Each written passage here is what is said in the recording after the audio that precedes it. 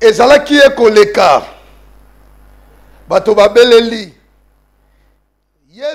Yesu mwana na Nzambe bikisa mwana na ngai pe motei ya telemi atali mwana na ye mwana na ye akobaluka na mabele milimo mako ganga batuni bango milimo basengi ye mokonzi tinda biso tokende atepa bangulu pe kolo Yesu Masiya atindaki bango epa ya bangulu biso tozali awa na magazine bosolo na politique lelo tozali na esengo ya kozala liboso ya ba television na bino nani ngai sango mokonzi episkopo Yves Luamba oyo lelo na ye awa nazali na esengo ya kosolola na bino kopesa bino basango ndenge ekoleka na ba actualité awa na mboka République démocratique du Congo. Merci na bandeko bakolanda biso na Île Maurice to sepeli makasi na ndenge doko solola na bino bosali déjà ba groupe ya WhatsApp oyo tozali kosolola bozali ko expliquer na biso ba vie na bino ndenge dali koleka kuna biso pe tozali kopesa bino basango. Merci mingi na bandeko bakolanda biso na États-Unis et pas ya mama Chantal na pesi yo mbote mingi. Merci na bandeko bakolanda biso na France partout na monde entier. Awa pe na République démocratique du Congo bokolanda biso na radio na 98.3. Bandeko bozali partout bokolanda biso na internet na ba province tozali awa ezali bongo magazine bosolo na politique. Église oyo ezali toujours awa échange akate et banda awa na Africa Télévision toko continuer pe kaka awa na Africa Télévision. Lelo basango ezali ebele o toko solola na bino mais o ezali kosala mingi actualité ezali bongo audience ya procès 100 jours ya programme d'urgence ya chef de l'État o toyebi bongo bako cité Vital Kamerhe et consort. Toyebi bongo tozalaki na première audience, toyebi bongo na deuxième audience, oyo après deuxième audience toyaki koyoka bongo liwa ya moko ya juge président ya procès 100 jours oyo ya Vital Kamerhe et consort, juge président oyo abenga mbongo na kombo ya Raphaël Yani oyo bongo autai kotika biso liwa na ye oyo epesaki bongo pasi tant de spéculation, beaucoup de réactions. Mais kasi torozela parce que ba résultat oyo balobi ebimaki ezali bongo ba résultat oyo ya médecin légiste te to lanaki bongo ba général Tchomba Ondo oyo azali médecin légiste oyo asalaki autopsie ya corps ya juge président Raphaël Yani de torozela ba résultat potoyeba cause ya liwa na ye te vezali radio te to koyebisa bino ndenge nini makambo ekoleka kaka awa na magazine oyo bosolo na politique toko ebisabino ke continuité ya audience lelo ezali bongo 4e jour ya audience ya procès 100 jours oyo etali bongo Vital Kamerhe et consort mais lobby ezalaki bongo mokolo oyo babandaki début ya audition ya ba témoin tomonaki bongo ancien ministre ya développement rural mwana mboka Justin Bitakwira tomonaki bongo secrétaire général ya développement rural tomonaki bongo directeur général ya direction de contrôle des marchés publics IEP alekaki alors ezalaki o balobaka putulue matamakala matikala face à face oyokaki bongo ndenge nini makambo ekendaki TV ezali radio télévision todaki branché tolandaki makambo ndenge elekaki tokotala mais kasi soki tomeki mpe tomeka kosala ba analyse na côté Jamal batunaki ye soki ayebi Soraya Mpiana bondo toza koyeba te parce que wana ezali mwa ba analyse oyo tomeka kosala si c'est le poids de l'âge ya monsieur Jamal oyo azali bongo patron ya société na ye bongo na kombo ya Sami Bossal a doit reconnaître Soraya Mpiana, mais au moins il a reconnu Daniel. Alors Daniel Wana a suscité encore beaucoup de réactions. On nous appelle pour savoir est-ce que le Daniel que M. Jamal a fait sortir de sa bouche, est-ce que Daniel Massaro doit continuer les lois suite à l'audience. Je crois qu'il y aura encore la continuité, il y a audition, il y a témoin, au Babengaki, ministre, ancien ministre ya budget, mon mboka Vital, Pierre Kangou Diambaye, Babengaki P, ancien ministre ya finance, mon mboka Ariav, Baronia Sobarozalawana, juste pour éclairer Barodala devant la barre, à la barre plutôt pour éclairer la justice, la vérité, Oyotoro Luka, à ce qui concerne programme d'urgence, il y a 100 jours, na Oyetali, ma maison préfabriquée. Tu as monopolisé parole, tu peux inviter na biso bazawa déjà na plateau, mais tu as signalé bino. Tu dois yamba d'abord, bandeko oyo baye, tu zali awana ndeko. Francis Bofachi, voilà. Tu as ben ndeko Marc Sungu. Avant de présenter bango, tu as signalé bino que nous avons encore ndeko na biso azali, notre invité spécial. Oya bengami bongo na kombo ya Abbé Chole ya IDPS.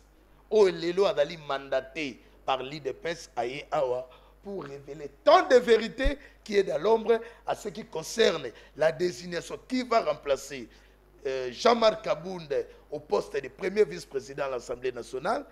Et par rapport, il y a tant de réactions. Il y a réaction, il y a l'embata, il y a réaction, il y a du part et d'autre. Lelo, moi Namboka Abbé Chole, Arouya Awa, au nom de l'IDPS pour éclairer l'opinion télévisée dans les radios.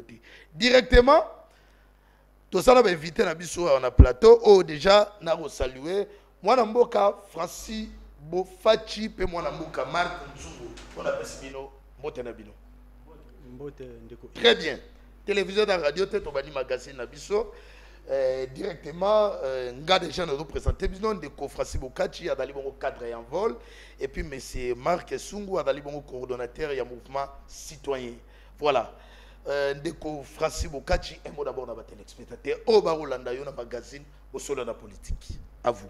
Merci mingi ndeko Yves pona liloba mais pona kubongisa muke kombo nanga ezali ndeko Francis Bofachi.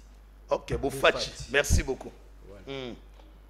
Na yango ndeko Yves lelo soki toye lelo na plateau très bien ya Africa Télévision na bosolo na politique parce que le pays va mal.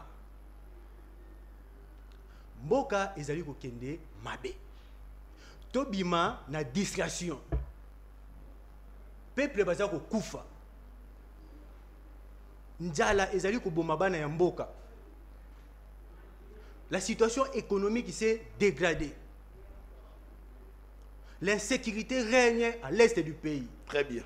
Il y a résurgence et la permanence des conflits dans l'est du pays. Notamment dans Ituri. Et puis dans Ituri, il y a un conflit oyo. Et c'est là qui peut y avoir les sous. Permanence des conflits, ils sont dans Nord Kivu.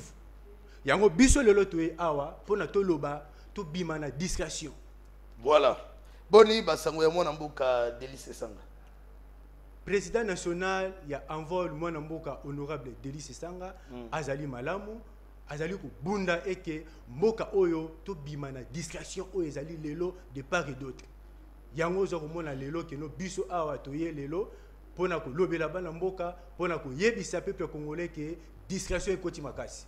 Très bien mwana mboka. Kokota na rassemblement ndenge tolobaka souvent pour na biso na envol rassemblement ezala et rassemblement oyo ezali koloba ezali rassemblement ya par rapport ya ensemble pour le changement ou bien rassemblement oyo elikaki oyo ezali ya kala na yebite rassemblement oyo ezali koloba lelo to koloba comme déjà parti politique ensemble pour je crois quoi ils ont connotation à parti politique. Oui, ensemble. Oui, sangisi lelo yo ba parti kili biso position na biso ya envol toloba pe tokolobaka ezali na déclaration oyo mwana mboka Délice Sanga a contresigné na honorable Claude Lubaya pour na kopesa position ya envol en ce qui concerne plateforme parti politique ensemble pour la République. Biso toloba ki boye biso tokotikala tozali toujours sima ya ba accord ba signature oyo de makam oto loba qui na Afrique du Sud tant que ensemble pour les changements pour la République tozongi to lobela ensemble pour les changements voilà ils allaient plateforme électorale oto bana ko soutenir candidat ya mwana candidature ya mwana mboka Moïse Katumbi na ba élection mais à comment azala qui retenite yango pona ba valeur ya envol o biso tolobi que tozali ko bunda na mboko yo non pour amener quelqu'un au pouvoir pour le pouvoir mais pour les idées toloba ke ba idée na biso e bandaki ko kenenenge moko na mwana mboka Moïse Katumbi or mwana mboka ko Moïse Katumbi toyebi biso tu makambo o elekaki na yango biso toloba ki non pona bitumba ya alternance oyo tozali kobundela biso surtout na kati ya mboka tomoni ke vrai candidat oyo biso tokoki kosoutenir mpona amema mboka na alternance mpe tokota na alternance oyo toluka banda kala ezalaki candidature ya mwana mboka Félix Tshisekedi. Très bien, merci beaucoup nayo mwana mboka Francis Bofachi cadre et envol ya honorable Délice Sanga ndeko boni. Très bien ndeko Marc Sungu Barulanda yo na ba téléspectateurs DMO d'abord na ba ndeko nyoso Barulanda yo partout na monde ati na ba radio na ba télévision partout.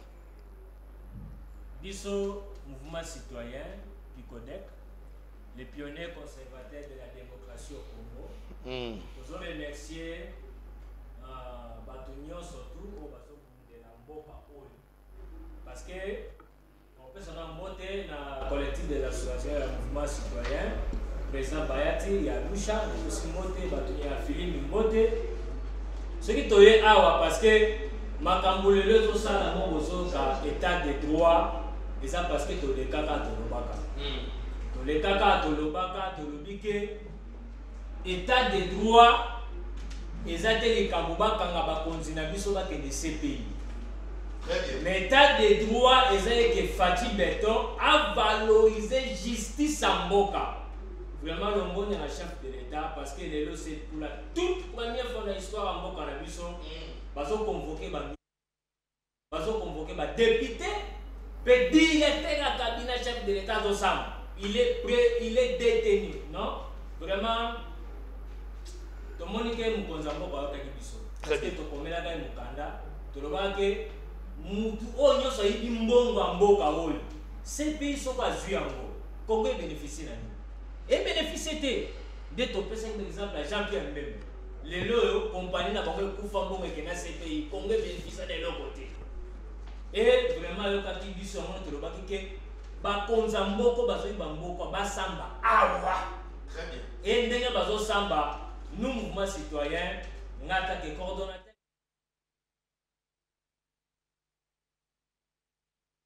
yayokaki biso mouvement citoyen boye ezopesa valeur donc toloba ke état de droit eza pauvre azosamba na riche pauvre a gagné. Très bien. Vraiment merci message en bref na kopesa ngona voilà.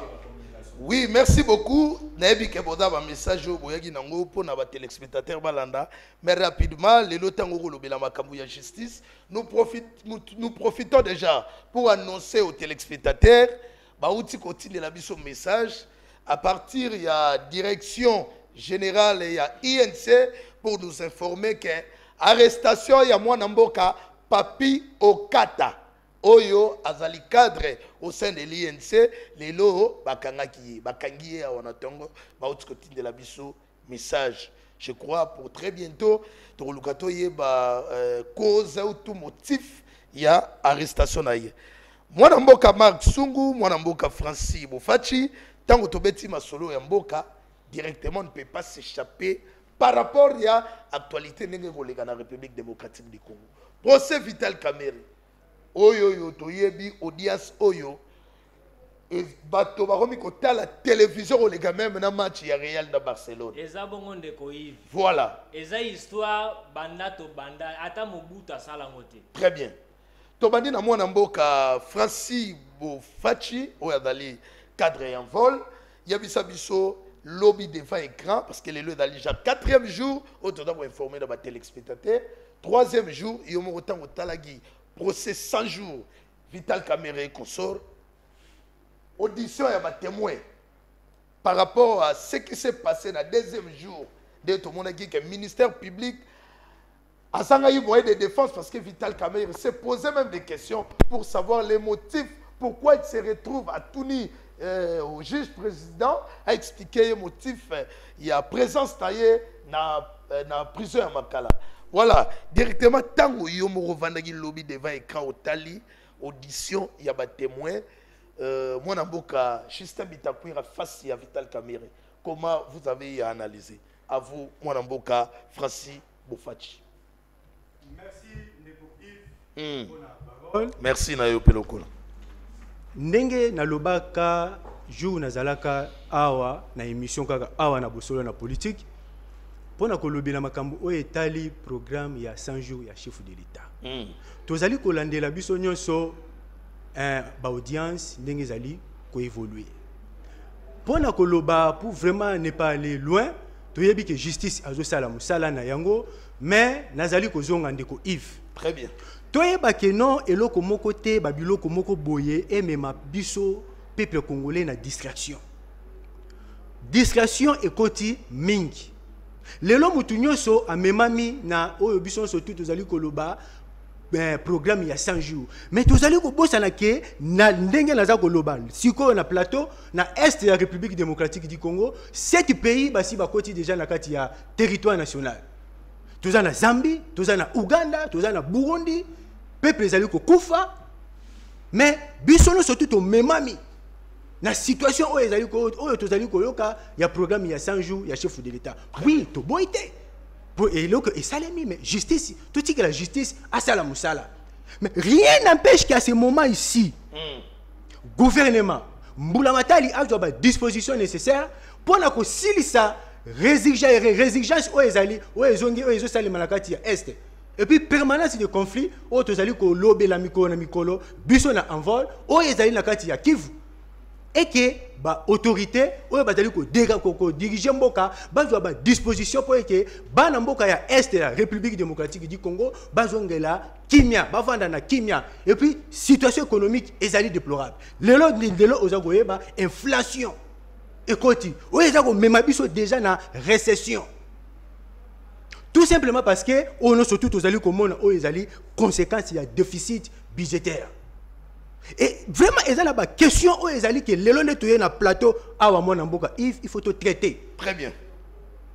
Très bien. Mais sans que ça non, les attaques qui ont échappé dans le programme il y a 100 jours, voilà tout le monde que justice a ça la musala na yango, mais tout le cas est que des situations où biso to tangi, il y a problème il y a dégradation de la situation économique na kati ya mboka et puis insécurité où ils allaient ko régner na est to bosanité zakaka ba mboka o na tangi te mais na Lubumbashi batu bazali kokufa na Nyuzu na province ya Tanganyika kuna to ba conflit sous ces alliés kuna bana mboka misusu bazali kolela awa biso surtout tozali focaliser na programme ya 100 jours mais to bosani ke insécurité et koti ba pays misusu ba kokaki lobby ko teleme la République démocratique du Congo te lelo bazali na territoire national bazali ko loba na yango biso to lobby ke il est temps lobby te to bima peuple to bana ko tambola pona ko réclamer ba élection ya 2023 parce que jusque là tozali ko mona biso surtout audition ya CENI nani salemité mise à jour ya fichier électoral nani salemité et ça na ba question oyo mwana mboka il faut bena to ya to lobela yango to bima na distraction oyo tozali biso to memami na côté moko et ça na ba question oyo tozali ko zela surtout na loi de finances ya septembre assemblée nationale et bandaka déjà kotia mon solo Mupandi pour nous préparer l'élection il y a 2023 au lieu de memamana distraction. Qu'est-ce qui ne va pas au juste dans Makambo et Est et la République démocratique du Congo? Les chefs de l'État avaient promis d'installer l'état-major. Qu'est-ce qui ne va pas? Qu'est-ce qui ne va pas? On se pose des questions. Batobago Koufa, c'est qu'on continue au Koufa. Qu'est-ce qui ne va pas? Assemblée nationale, toi qui déjà a motion moko au salema pour la déchéance, il y a ministre, il y a défense, voilà, parce que on n'arrive pas à comprendre. Batoba au Koufa. Merci mon amboka pour l'éclairage nayo. Merci et puis pour le message oyo télévision et radio. Oui, malheureusement. Tu as dit que la population regarde ça toujours na makambo ya programme d'urgence il y a 100 jours il y a chef de l'État oui bako betela biso masolo il y a que des millions de dollars mais ba vie humaine bato bako continuer à kufa insécurité totale na est de la République démocratique du Congo et là dossier to le battre to lo la parce que basa ba congolais mwana mboka Marc Sungu bino bozali bandeko ya mouvement citoyen message nini oyo lelo oyeli biso awa na tori ko retenir awa na magazine au solo na politique ya bokolo lelo mwana mboka hivi vraiment oyambi d'abord procès ya Vital Kamerhe ndengani akosamba omoni na mboka oyo tolobaki mutabanga sambinga za tolobaki na mboka oyo osali mabe justice ezwi biso to bana hotel ma bato musu bana comprendre biso mabe même attendre les connaissances zo ba bato envola wa o distraction mo distraction bango nyoso bato politicien yo basa zo lukani ndenge basana bazo luka poste tango azo poste akanga mesili esili yo kasi bango anata lelo bakomi chef bazwi bokonzi akomi président ya république asisa bitumba est bango nyonso bapoliticien bazala na kati ya distraction donc pour dire omoni ya lokola match ozobeta muninga za libanda efala beta bwemba moka chabi metango yo koto beti na nzadi donc pona weso ko kamba mboke ezaka petete biso likambo omoni tosali ba marche pona MONUSCO on a été arrêté na Ipeki moi avant ba confinement pona makamba est na Beni insécurité omoni ngana toko comprendre mouvement citoyen ba konzi ba tebele bazo bepisa ngo ezali ba directeur du cabinet na ba secrétaire généraux nazo expliquer combien de fois biso mouvement citoyen to senga même le président de la République ayamba biso et toyoka là je salue mon mboka parti ou azali communicateur ya IDPS yenda a faciliter ka biso parce que yepa za na kati na biso mais directeur cabinet boya boko no luka nini tu vois donc on a que mboko tozo ebisa yo ba konzi esenge basala keba na bato ba zinga na bango lelo yo tango stratégie ensemble national bazo sala po ba longo la ministre de défense ngana koloba président de la République fa dissoudre un parlement parce que biso mouvement citoyen tolingi a dissoudre le parlement so qui a dit omoni babiloko ba esto eza ba jebiso mouvement citoyen to yebi nga na kena beni to kena investigation papa omoni mwana mboka Yves ça fait partie ce n'est pas dit que ça ngo lelo nyonso tozoyeba pourquoi parce que ça na biloko mususu ezo sala meza na C pour la toute première fois yango moi kena soke fachi azana mutema biso vraiment so tozo pese moi merci azana mutema kondima ba longoli jama kabuni na poste premier vice mariagité hein yondo zolo bango yondo zolo bingaite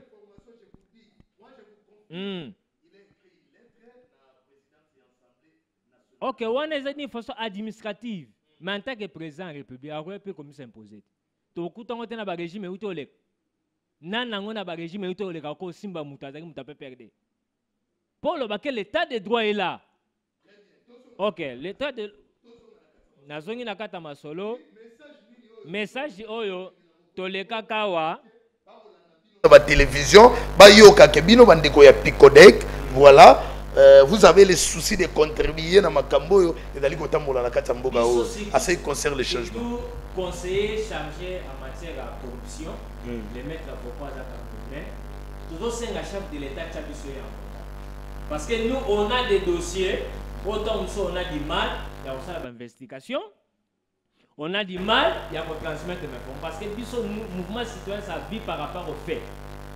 Très bien. Il y a un fait, mouvement citoyen là. Et parlons-nous par rapport à ba fait au bino bobo mona. Atana moi mukia na kata mboka. On verra qui les kambo marché trafic. Marché trafic, chef de l'état quand on sera descendre dans l'université.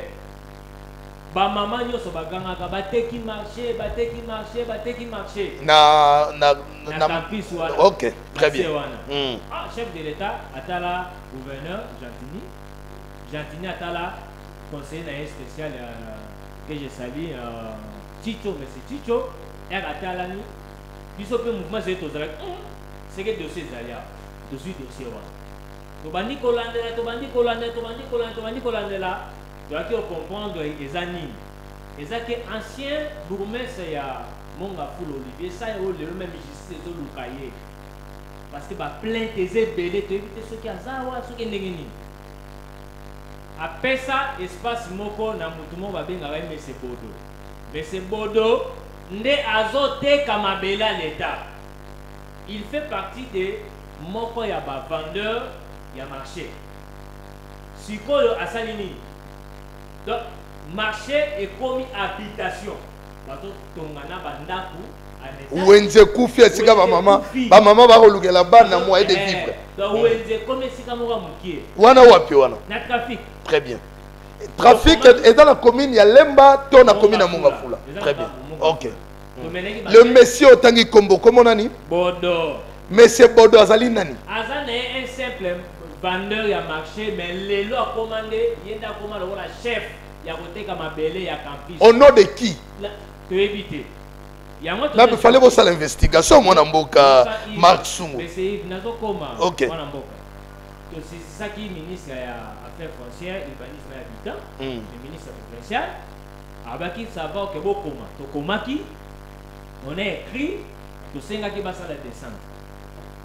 Basali descente na conseiller na spécial monsieur Léonard na chef à bureau ba promesse biso moto accompagner ki et accompagner na bourgmestre actuel AI Trifon azaraki.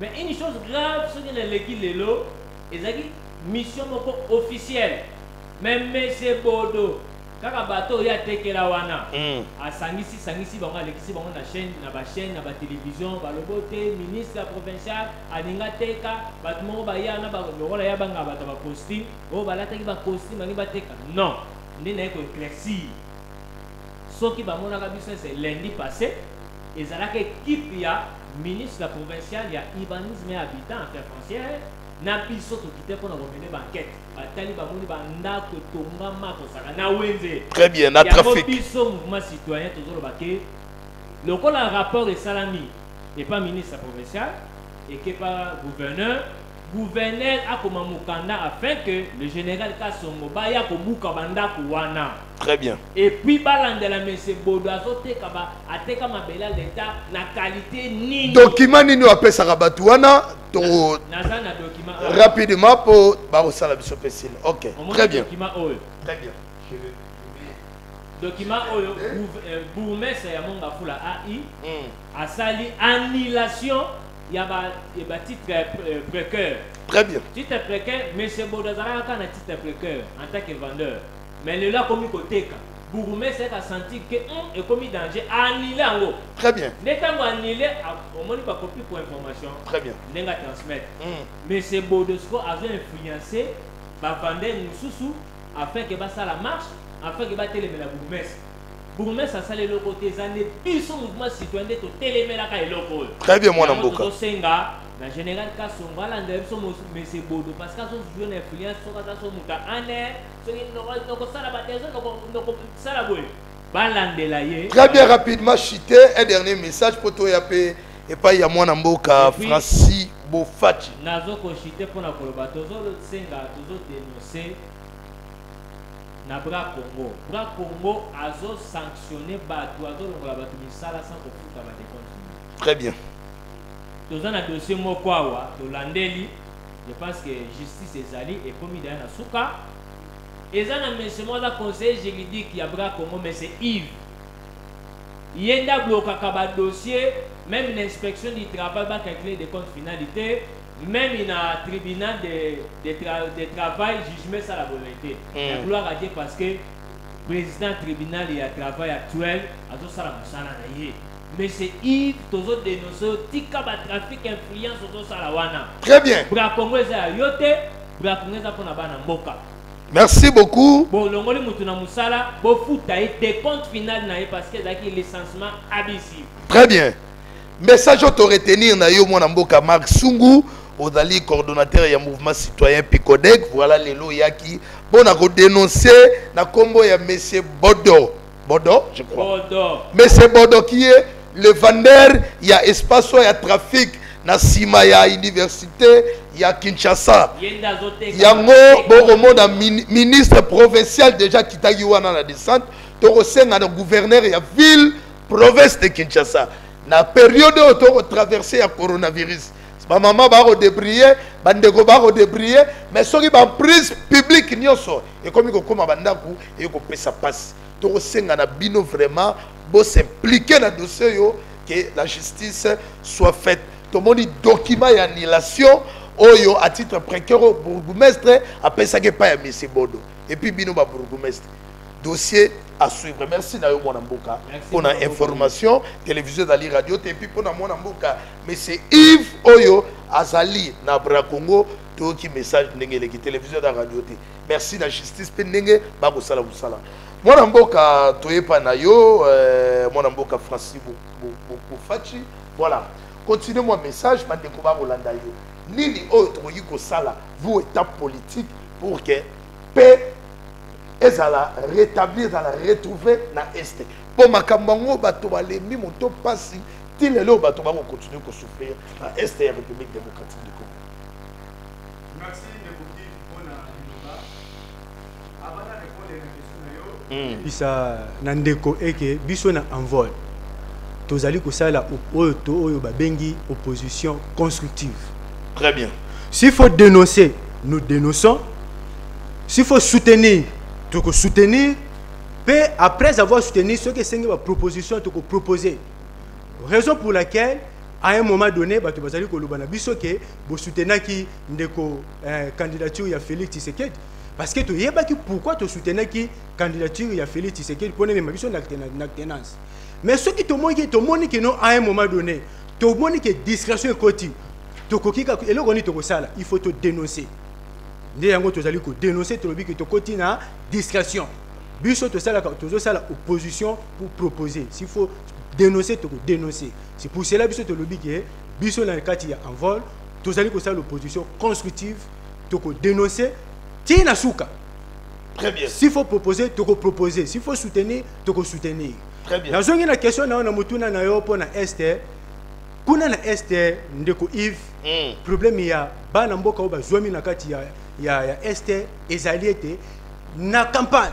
Toyoka awa biso surtout président de la République alaka bana mboka eke na kotia kije awa. Lelo ko salimate. Wana bana mboka ya Esther ba nyoko ma mingi. Balo bazwa ki mo souffle, bazwa ki elikia. Balobi ete biso tozui awa lelo soki président de la République a tie kije awa toko pema na eloko babengi ya insécurité. Très bien. Mais le contraire et ça le maté. Na yango biso tolobi ete bazwa ba disposition.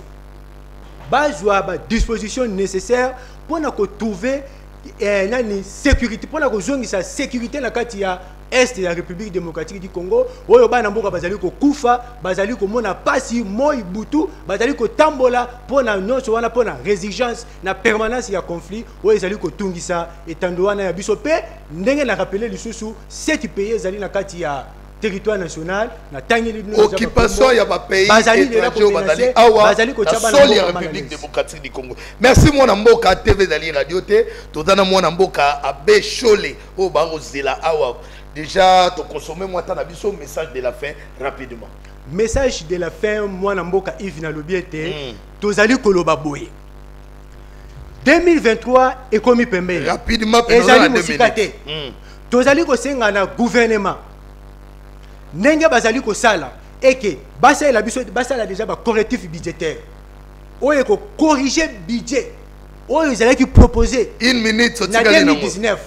1 minute et puis, ça il a programme productif et non un programme surfacturé. Très bien. Tous allez que c'est une réduction drastique. Il y a train de vie, il il y a de l'État. Merci Nayo. Merci mon amboka. Inflation. Merci mon amboka. Mosengo toko senga yo rapidement. J'ai la mission d'abord un message il y a mon amboka Ouadali, secrétaire général il y a AI IDPS, mon amboka Augustin Kabouya. Je crois que il y a un modèle au sala que poto ya mon amboka Bécholé to beta ma solo oyo etali parti au pouvoir IDPS ndenge nini makambo ekoleka kuna puis ba réaction ya population TV zali radio T. Voilà, rapidement tshela biso image wana ya mwana mboka secrétaire général AIDPS. Merci Nayo Deko Francis Bofachi. Très tendu, les militants de l'Union pour la démocratie et le progrès social ont envahi tôt ce matin le siège de leur parti pour exprimer leur désarroi face à la déchéance de Jean-Marc Kabound à Kabound.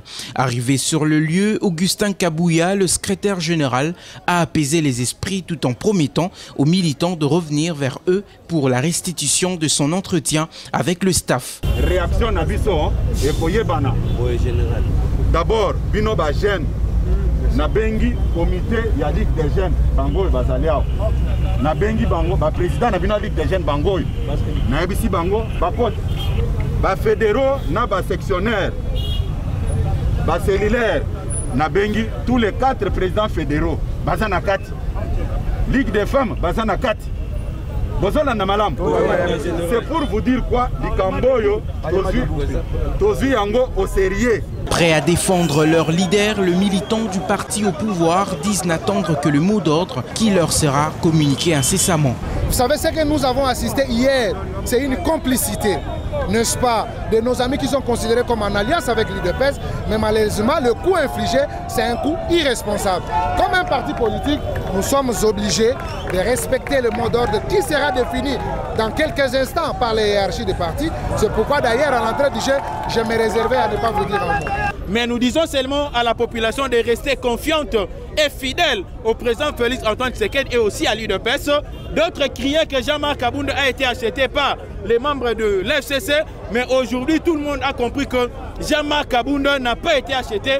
Au contraire, il est resté aux côtés de la population. Pour rappel, la déchéance de Jean-Marc Kabound à Kabound du poste de premier vice-président de la Chambre basse du Parlement fait suite à la pétition initiée par le député MLC Jean-Jacques Momba le 17 avril dernier. Merci, voilà, nous sommes de retour, chers téléspectateurs TV Zali Radio T. Théo Solola pour Bandego Baro Landabisto et Sengoma Kassi. Théo Sagibino Lelo, Masolo Zali Pe Belé Otoro Betao. Maintenant, c'est l'entrée de notre invité principal ou Mwanambuka à Bécholé, parce que les téléspectateurs retournent à question mingi Nao Etali, parti au pouvoir IDPS. Voilà, il est aujourd'hui mandaté par le secrétaire général pour éclairer l'opinion. C'est qui? C'est notre frère ami Abécholé. Mbote na yo mwana mboka. Sango mokonzi, mbote na peuple nyonso bazolo bango. Oyebi ke tango bozolo bela IDPS, il faut avoir du respect hein? Parce que tozonga nanu na deuxième république tango Mobutu azoboya même cravate batu balata.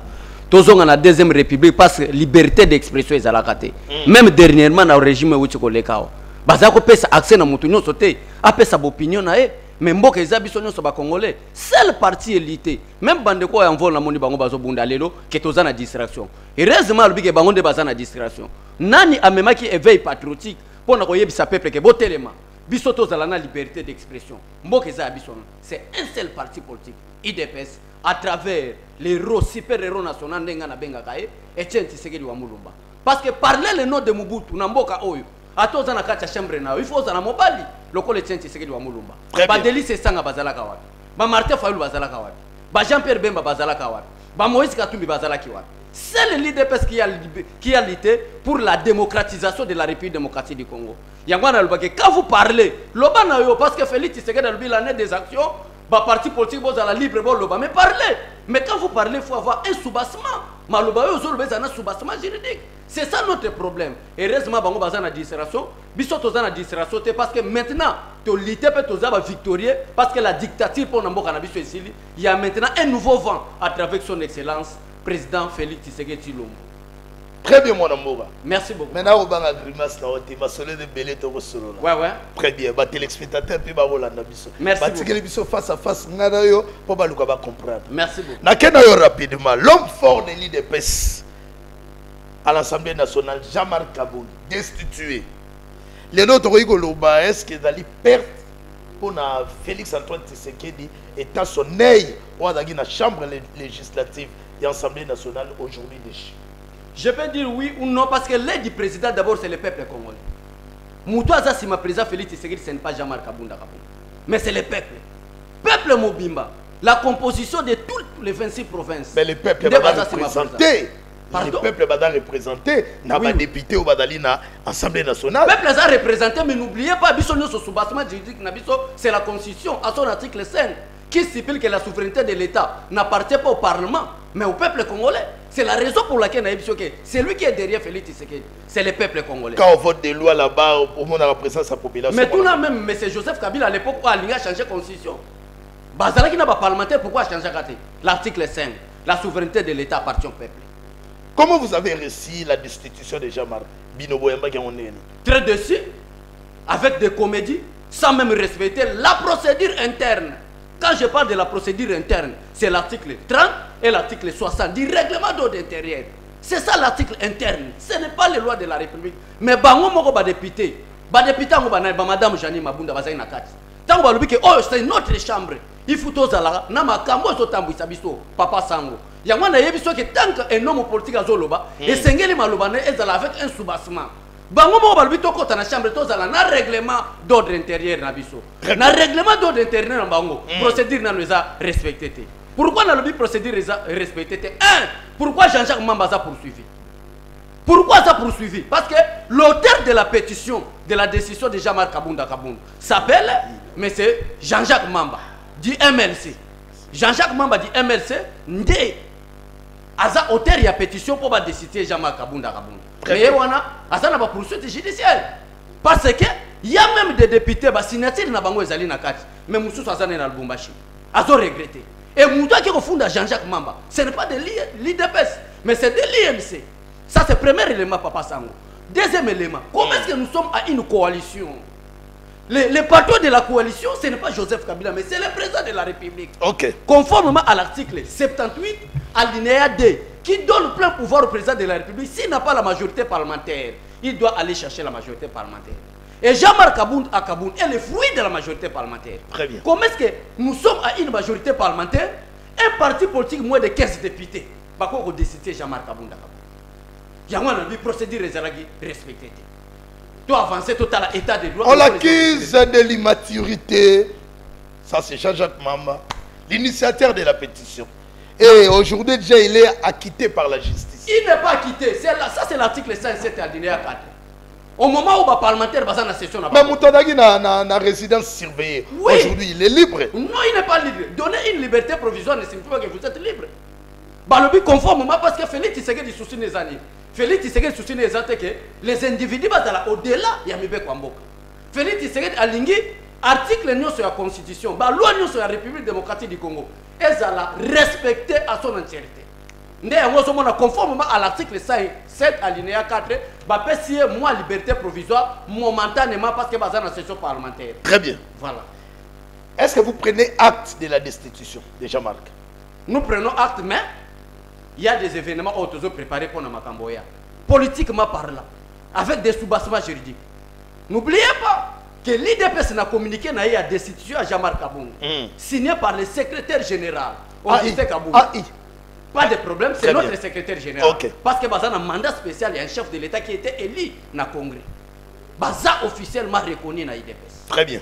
Donc, à ce moment-là, même Ndekazakoloba, Botangi communiqué à l'IDPS, signé par le secrétaire général Baloba Guinée. Bisso IDPS, tu autorisé Jean-Marc Kabound à même avoir poursuite au niveau de la justice.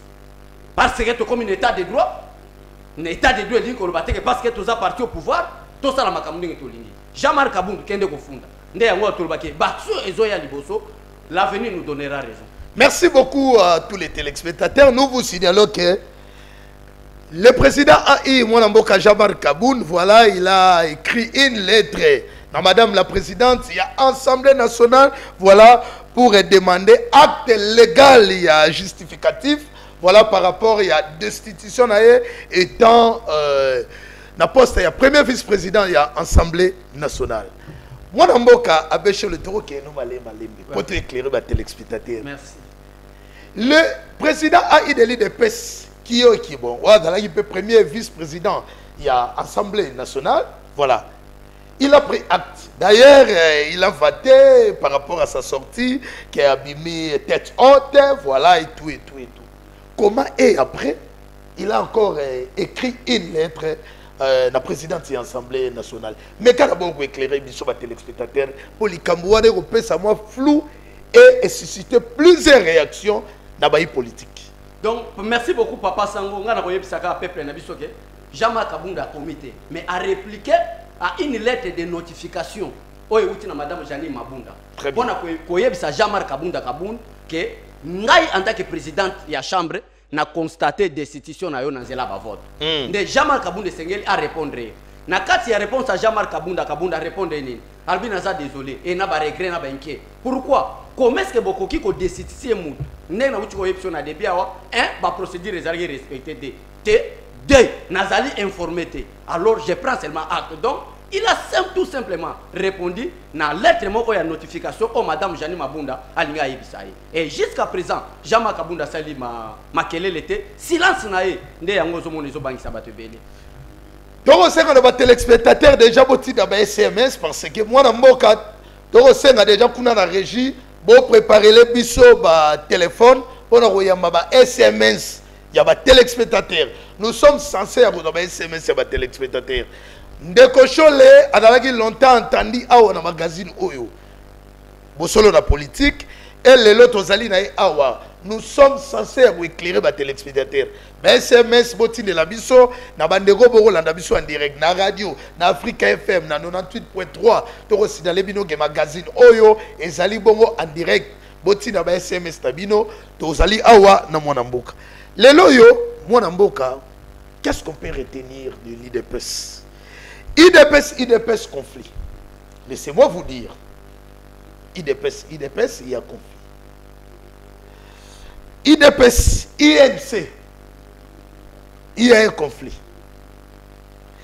IDPS, bon, du cash FCC, il y a un climat de conflit. Cash Lamouka, il y a un climat de conflit. Population contre gouvernement, il y a un climat de conflit parce qu'équipe par riposte dans la population, na sengamu na yotota molara. Oyora équipe par riposte ba resoma bibembe.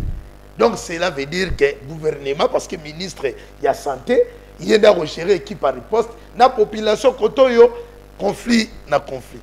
Les loyo qu'est-ce qu'on peut retenir dans mandat ya mwana mboka Félix Antoine Tshisekedi? To commune un état, il y a un règlement de comptes, un état de conflit. Qu'est-ce qu'on peut retenir, mon amboka? So, il y a un IDPS, vous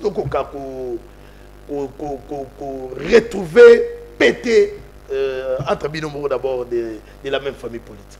Te papa nanga sango IDPS conflit exact.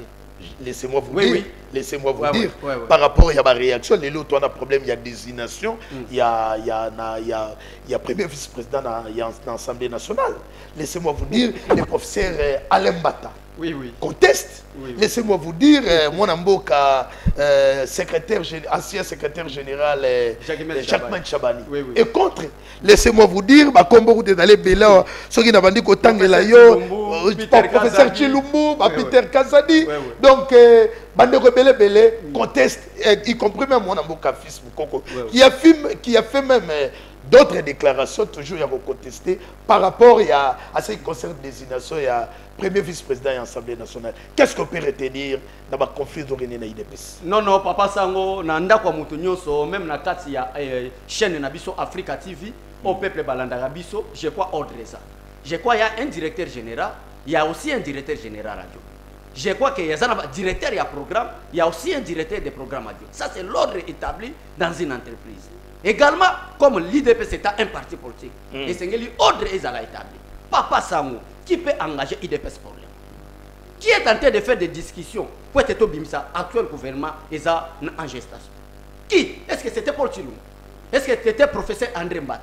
Mais pourquoi dans le moment de la discussion, balobaki que Jean-Marc Kabunda Kaboun et Augustin Kabouya, vous ne pouvez pas engager l'IDPS dans la discussion. Vous savez, papa Sango, pour la royaume sonine, na kacha IDPS, il y a un début na IDPS, na kacha IDPS, il n'y a pas un conflit. Sauf que ça, parti moko, batebele, bayebi malam que la majorité des politiciens, bayebi malam était IDPS, c'est ça seul parti politique. Ou a commis qu'on lutte pour l'intérêt du peuple congolais, ou justice que vous allez Nicolas Moutounionso, et na kacha moko biso to moni ba vantir l'équipe, bon va l'été comme va pêcher, va pour Chabat. Alors, du fait que Félix Tshisekedi, na trio ya Jean-Marc Kaboun et Augustin Kabouya, et ko kanga batebele IDPS ko ça toujours fort. Ndé yango zo mona bazotinda ba bouc émissaire. Comment embrayer ba combattant peut-être Moussous à la faible en esprit, Moussous à la pété, ba embrayer pour ba des autres des années IDPS. Mais je vous dis en âme et conscience que IDPS est conflit zate. To kenda ki na congrès bel et bien ba Paul Chilumbo bazalaka, ba Peter Kazadi bazalaka, ba prof André Mbato Tangi bazalaka, ba Jacquemin Chabani bazalaka na congrès oyo biso nyonso to vota ki Félix Tshisekedi comme le président de l'IDPS. Maintenant il y a un cas moko, il y a incompatibilité au président Félix Tshisekedi à côté nango. Soit il gère la République démocratique du Congo, soit il gère les partis politiques IDPS. Mais à cause d'incompatibilité, ba Augustin Kabouya, Jean-Marc Kaboun à Kaboun bazo géré parti par un mandat spécial. Oyo epesi ba prérogative nous c'est là qui na président élu du parti a engagé IDPS na makambo nyonso. Mais où est le conflit? Très bien. Sort ya chaque match Chabani état que numéro 1 ya commission électorale permanente ya parti esuka wapi. Officiellement d'abord il n'engage plus la CEP. La CEP veut dire commission électorale permanente du parti. Oui. Na kati ya CEP, la CEP ce n'est pas le président du parti. Engagaka président CEP, to bureau à CEP. Ça je vous dis la vérité. Bogoyamba secrétaire général, Bogoyamba président Augustin Kabouya, président Jean-Marc Kabunda Koyebi Sabino. CEP, le président nomme seulement les membres au baso composé CEP. Maintenant, les membres baso composé CEP, c'est également comme le niveau à Sénat. Peuple a voté ba député, mais ba député, bango va voter composition à bureau na bango. Ndenge moko composition à CEP ça le matin. Dès que le président Aza est élu dans le Congrès, dès que Félix Tshisekedi est élu dans le Congrès, par ordonnance en tant que président et parti, a nommé les membres qui ont composé 7.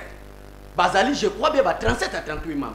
Maintenant, les membres qui ont engagé 7, ils ont vote démocratiquement, ils ont élire et le président du parti a prendre le cas acte. C'est également Makamouti ko lekana Jacquemin Chabani. Ba décider na bango moko. Ndenge pe ba décider Jean-Marc Kabunda Kaboun na ba député malgré procédure ezalaki respecté. Ba député bango na bango. Vous voyez également batu oyo ya CEP, ba membre ya CEP, ba moni ke za sous dignité. Vi ba propos ya Jacquemin, vi langage na face ya autorité à parti, aza dignité ya ko engager sous kabamba kafumba ya commission ya CEP wana. Nde ba décider qui officiellement il n'engage pas la commission électorat permanent. Bonne Victor Wakwenda. Non, non. Naïbi écoute pété parce qu'officiellement je ne le connais pas. Mais Naïba qui n'a pas été pas de l'IDPS. Parce qu'il n'est même pas président de la Convention démocratique du parti. Je vous dis la vérité. Officiellement. Comment est-ce qu'on peut composer la Convention démocratique du parti? Il faut qu'il y ait des sénateurs du parti. Il faut qu'il y ait des mandataires du parti. Il faut qu'il y ait des ministres du gouvernement. Il faut qu'il y ait la présidence du parti. Il faut qu'il y ait la Ligue des jeunes. Il faut qu'il y ait la Ligue des femmes. Mais comment est-ce que Wakenda Azo que nous sommes engagés sans que la composition n'atteigne le bazar. D'abord, officiellement, qui l'a élu ou qui l'a nommé comme président de la Convention démocratique du parti. Il y a un moment où début papa il faut avoir du respect. Na batuloko la bogise kabouya batuloko la Jean-Marc Kabunda Kabunda. Ça je vous dis la vérité. Ceux qui basent là qui le la bateau tozotanga ba kombo mais les IDPS c'est kindarango. Problème na bango ce sont des hommes intégrés, des hommes loyaux face au président Félix Tshisekedi. Balingi ba même bateau. Jacquemin no uti kotangilanga. C'est mon vieux Naïbi Malam, Naïbi Litina na kacha IDPS. Mais il fut l'ancien secrétaire général du parti. Vous êtes témoin à même parti. Vous êtes témoin. À Kenda ko fondé Tshisekedi Nanjil. Pour IDPS a dédommagé à l'élection na IDPS. Il était secrétaire général. Et Tshisekedi défendit Tamoula. Mais il était innocenté par la justice. Papa, sois calme, papa innocenté. Il était innocenté par la justice. Azala innocenté. Azala innocenté. Tel que moi, Trésor Lumbo, Abbé Cholé, Oba, combattant Nyoso Bakolanda, Bane Sengori, voici le fruit de l'IDPS. Je ne peux jamais, aucun jour, aller confondre l'IDPS et la justice. Quelle est la résolution par rapport à la désignation à premier vice-président de l'Assemblée nationale? L'IDPS est clair, en dehors de Jean-Marc Kabunda, Kabunda, Tozana candidat. Très bien, directement mon ambouk. L'IDPS est clair. Dans votre position, il y a l'IDPS. Quel est élu? citez moi-même les noms, parce qu'il y a tous les élites de l'IDPS, oh Jean-Marc Nani, le secrétaire général Yambaki Bango, pour nous retomber la vision, il y a parti, le président de la République auparavant Yambaka Bango va secrétaire. Yo boy à mon honorable Alembata. Alembata. André. Alembata. C'est un professeur. Très bien. Oui, mais papa André Mboka, papa André Mbata, Babenga est professeur. Très bien. Oh, on a essayé de respecter. Oui. Babia doit répondre même à critères. Non, papa. Ce qui papa André Mbata que je respecte beaucoup. Nayoka Batebele Babenga est constitutionnaliste. Comme Babenga professeur na droit constitutionnel. Nayoka Babenga en tant que professeur na droit constitutionnel. Est-ce que la procédure au bas de citer Jean-Marc Kabunda Kabunda? Lui, en tant que membre de l'IDPS, est professeur dans le droit constitutionnel. Parce que la procédure est respectée. Il veut enseigner quoi aux combattants par rapport à ma propos. On vous accuse le secrétaire général par rapport à la décision prise. Il n'a pas consulté, premièrement, les députés. Et par rapport, il y a les députés nationaux de l'IDPS ont considéré ça comme c'est le non-respect, même le président honoraire Joseph Kabila Kabange, Oyo Batouabane qu'on prétendre être un dictateur, il n'a pas pris une seule décision sans pour autant consulter son équipe. Mon amboka. Oyo tolo bazali début à dictature te mon amboka abesholi. Oui, mais que na siège IDPS batubakufa pour la démocratie. Oui, mais que ba combattre belé bakanga bango pour la démocratie.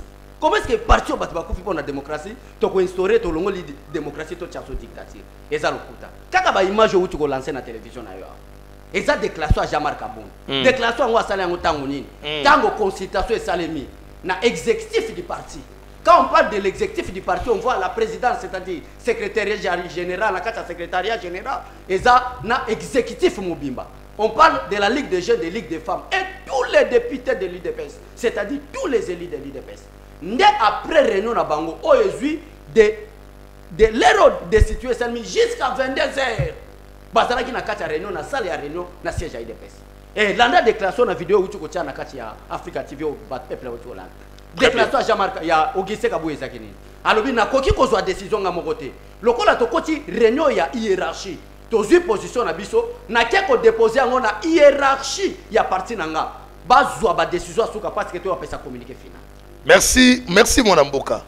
Gabel Oulendo de l'INC a dit que si IDPS n'est pas prêt pour choisir désigner quelqu'un, l'INC à son tour va désigner quelqu'un au poste de premier vice-président et Assemblée nationale. Yo Yambi, réaction à mais position INC, c'est la bon depuis quand? Ce qui fait que c'est Vital Kamerhe en tant qu'ami, à cause de son amour.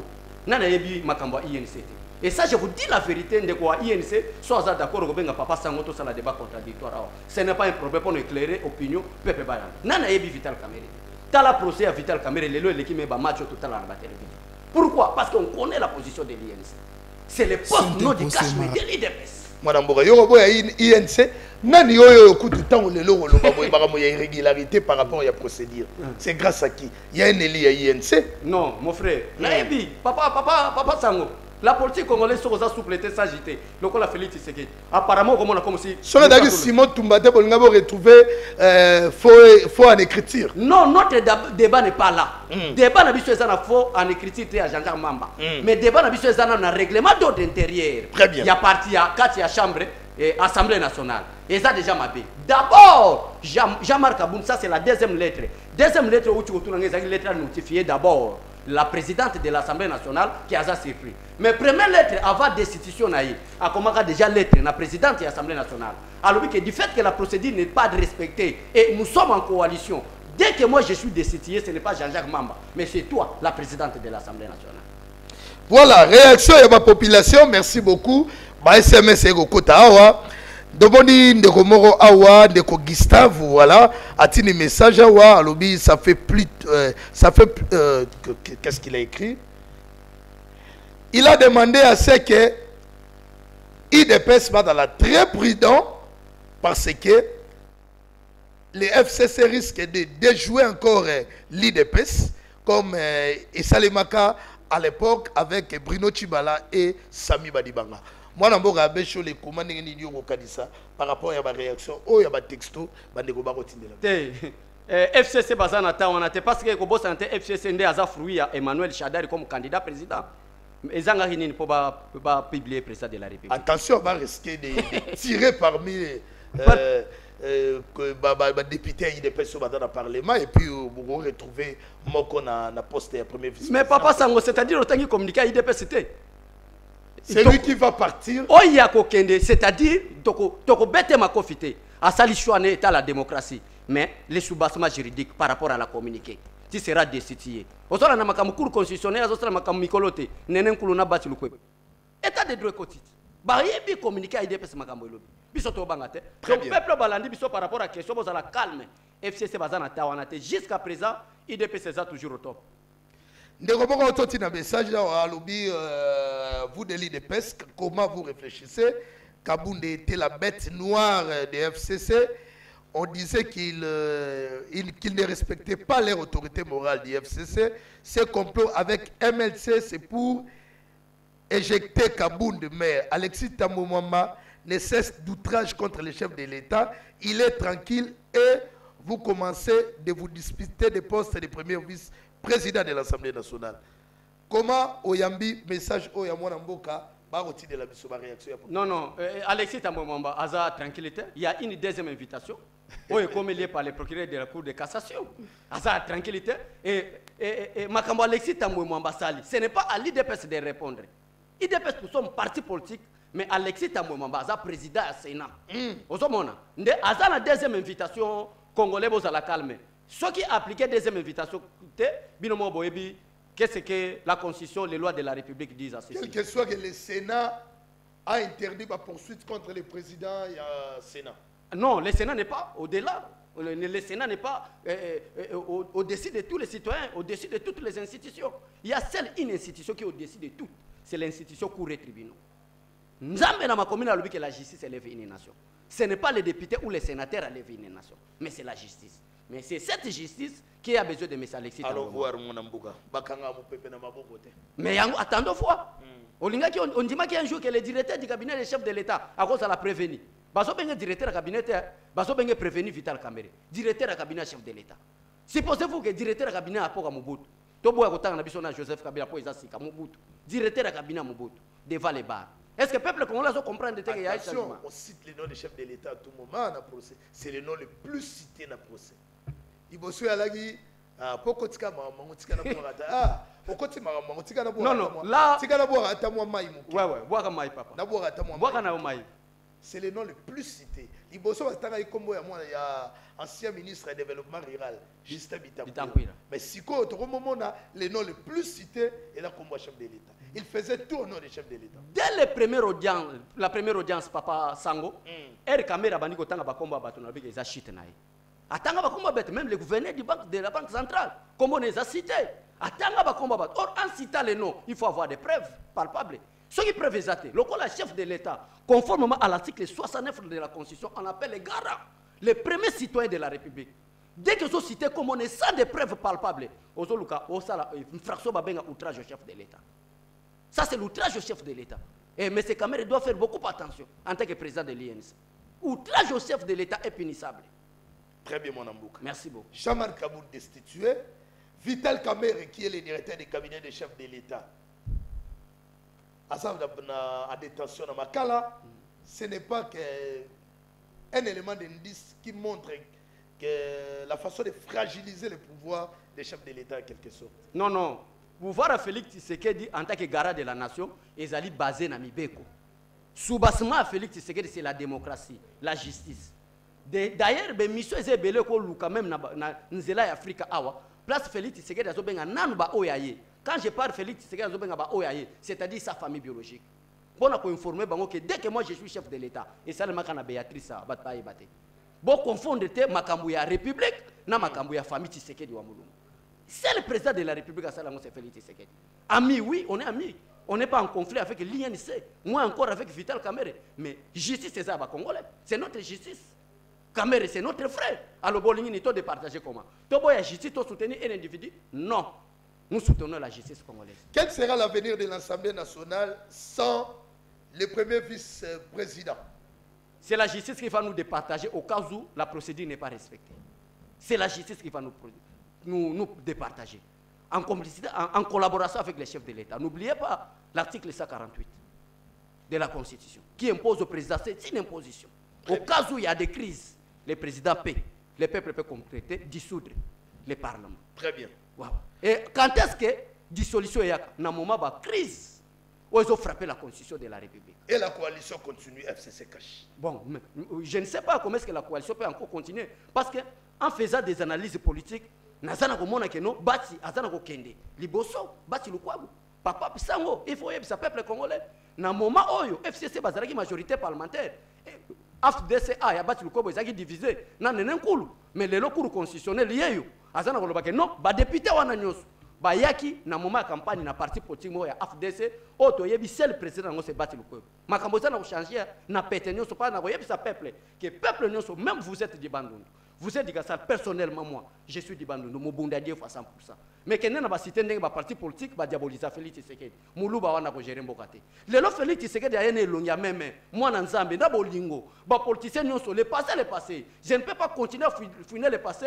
Tant qu'il y a des liboso to tonga mboka na biso. Lelo ba komi ko batala Félix alobete. Tant que atelemi abandi on atabalubi ke eza caractère baluba. To yebi ba jeune bino yango to leki na Nzela ya papa sango et mission est tellement belle pour veiller peuple biso nyonso derrière chef de l'État. Pour soutenir requête ya maître Mazuma Kumpu.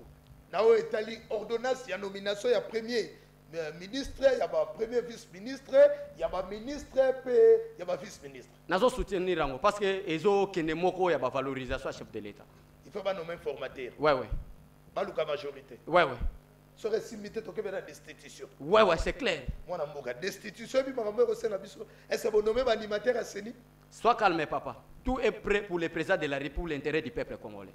Tout est prêt pour le président. Bon, ça la prêt pour organiser l'élection à 3 mois. Tout est là. Yo on dit ma ki majoritaire moi na mboka. Mboka o izo mona o baba la bale kufa nous. Papa nazo yebiso Félix Tshisekedi elle. Félix Tshisekedi est le seul Congolais papa sango jusqu'à présent qui peut parler pour l'intérêt général. Bato nyo sozoma basa la politique bazuluka Félix a nommé bango. Combien de fois va proposer même Félix Tshisekedi na régime où tu koleka premier ministre. Mais alinga travailler pour l'intérêt du peuple. Ota la montre. Nazota la montre. Totikali na combien d'années pour toquer la élection. Mais le problème ce n'est pas aller en précipitant. Le peuple d'abord vous promettez qu'il peuple. Mais le peuple d'abord est déjà là. Pendant les moments de confinement, personne ne paie le courant et la régie des eaux. Ça, c'est pour l'intérêt du peuple. Pendant qu'on parle maintenant, il y a un état de droit. Il n'y a pas une république des intouchables. Même Madame Jani Mabunda a pleuré pour poser une question. Nous sommes maintenant à une république des juges. Ça, c'est pour l'intérêt du peuple congolais. Merci, mon Ambora. Prochainement, on va promettre, on va vous inviter ici quand on a plateau. Ouais. Mais vous allez cette fois-ci un débat. Oui, oui, débat. Lequel on a bateau. Lequel on a bateau, basali politique. Biso tolongi, on yamba qui n'a pas de combat batate. Il parle de n'importe quoi. Mais il parle de n'importe quoi. Et le lot Joseph Kabila n'a pas à un moment donné ma boko. À regretter, je suis en train de chercher 15 personnes qui sont comme mes collaborateurs pour les peuples congolais qui sont liboso. Alors que derrière Kabila, il y avait des professeurs, il y avait des docteurs en droit, mais il a pleuré. Il y a un people qui sa peuple balanda biso. Politique Yamboka, ce n'est pas avoir un diplôme de doctorat, ce n'est pas être licencié, mais il faut avoir la volonté de mettre ton pays et votre peuple comme Félix Tshisekedi le fait maintenant. Nous sommes à la fin, moi, Namboka. Je crois que qu'est-ce que tout n'a souka. To souki wapi na ba démarche ba Paul Chilumbu bango ba contester ba AI, ba ministère intérieur et bien wote. Natuna ki mais ce ministre intérieur, ça je vous dis la vérité. Natuna ki alobi ce n'est pas sa déclaration à lui. Awanga nyango. Je vous dis la vérité papa sango. Awanga ni alobi que sa déclaration ngate natuna kai. Très bien. Oui oui. Sors na ba ko souka. Non, baza de considérer biso toza derrière même si aujourd'hui Félix Tshisekedi alobi que mandat spécial na tiki na Peter Kazadi. Natiki na Shabani, natiki na Paul Chilumbu, natiki na André Mbata. Moi en tant que moi na Etienne Tshisekedi wa Mulumba, na ko adhérer parce que procédure est respectée. Mais pour le moment, tout l'opération makamba bati Lumbu te. Au nom de l'unité, qu'est-ce que vous direz par rapport à Bandekouana Nyoso? Au nom de l'unité na koyebisa bango l'unité est marchée par des principes. Il y a des principes statutaires. Oh batu Nyoso ba koyeba nani azana tor azonga na nzela. Très bien. Merci. Merci beaucoup et dans la bongo mwana mboka Cholet. Oh, les lots on a plateau pour éclairer les téléspectateurs. Tu reviens à Souka télévision Pedangunga. Moi, dans Boka, Yebisa Biso, Maloba et Souka, Bandegonio, Soba, Rolanda, na magazine, Oyo Bosolo, na politique, TV Sali Radio, les lots se paye parce que, au Yaki Pena, on se prépare pour y obéir mandoki mais te ba téléspectateur puis balandi ba yoki vérité. Voilà, à vous mon amour. Merci d'abord na yo papa sango na confiance au pesi na considération plateau à kitoko boye oyamba batuloko la biso parce que plateau ayo et bonge ya mande ba professeur mais to moni ba professeur ango bazo travailler pour l'intérêt mbokati ndé komi ko yamba biso pour travailler l'intérêt général et intérêt peuple congolais peuple non partout pour le moment ça j'ai même ma tête à couper il n'y a qu'un seul homme c'est Félix Tshisekedi Tshilombo qui peut parler pour l'intérêt général. Quand je parle de l'intérêt général, parce que dans mon thème Félix Tshisekedi, à mon famille biologique n'a été, à mon peuple congolais. Depuis comme président de la République, place ni na ko lobake, na mon Félix Tshisekedi a son villa place terre, mais à la présidence. Parce que le peuple fait une différence entre l'institution président de la République et service présidence de la République. Mais à la présidence. On a quitté la famille des chefs de l'État. Voilà. Fils Moukoro, les gars de la mission, il a quitté la famille des chefs de l'État. Non, mais ce qui vient faire. Il y a un vieux fils Moukoro, un vrai patriote à solo. Ayebina nous, famille Tshisekedi, bazala batmo balingana matérialité. Ça, je vous dis, c'est la flatérité. Famille Tshisekedi, nani en dehors de la Félix Tshisekedi, à s'intéresser à la IDP sur le rôle de Tatanaï. N'oubliez pas qu'ils ont un parole à Tigimou en année président. Il ne faut pas venir dans vos solos. Il n'y a pas Sango pour parler de n'importe quoi. Oh, il y a un solo politique. Merci beaucoup. Tu sais, il y disponibiliser temps pour nous éclairer les téléspectateurs. Message de la fin, nous avons des annoncés télévisés dans le monde. Merci Nayo, merci na peuple nyonso. Campagne na mona bandu bande kona biso Équateur.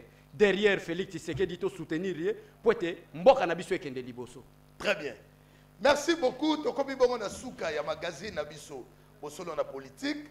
Merci beaucoup na Faiseur d'homme fille alungue la télévision d'ailleurs radio T. Ba téléspectateurs balandi biso partout. Merci na ba réaction ba téléspectateurs ba dego ba rolanda biso partout na monde entier. Merci na Mosengo, merci na bandeko nyonso badaki na équipe technique. Ndeto kutani na mikolo ezali goya toujours télévision dali radio te bosolo na politique ezali wana po to analyser ba fait oyo nyonso ezali koleka pe actualité o ezali koleka na République démocratique du Congo. Totiki bino ndeto kutani na mikolo ezali goya kimi okati mabota na bino.